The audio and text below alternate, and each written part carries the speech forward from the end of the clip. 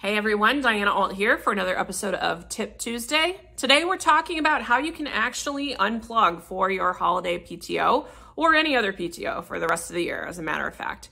There's 4 key steps I'd like you to go through. Number 1 is get the time off on the calendar. Whether you have to go through a shift bid process, a formal request process, or you just need to tell your boss, hey boss, I'm not gonna be here between Christmas and New Year's, make sure that you do it early and put it on your calendar as soon as possible.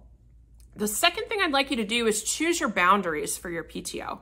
The boundaries that we have if we're taking a staycation because the kids are on spring break might look a little bit different than if we're going to Europe on a tour for 2 weeks and we're never expecting to do something like that again.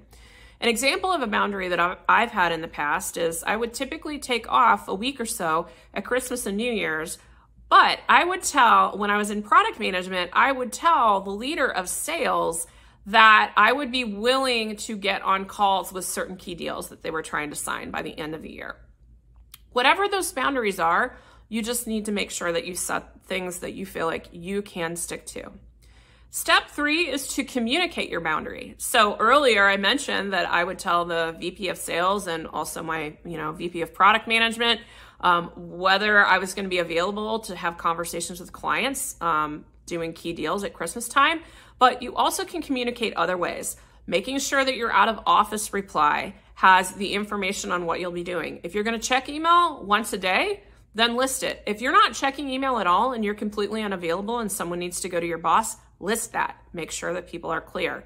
Another thing that I think is really clever is to actually put emails, a couple of weeks before, update your email signature with the information. I will be out of office from 12:20 to 1:03. I will not be available.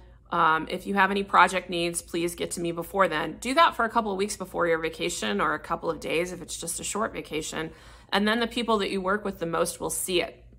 And then finally, and most important step, is hold the boundary.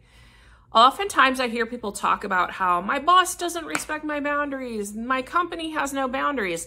Boundaries are not something that your company has. Boundaries are something that you have. And I believe in the saying that the most important person to respect your boundary is you. That is it for Tip Tuesday. I look forward to seeing you next time.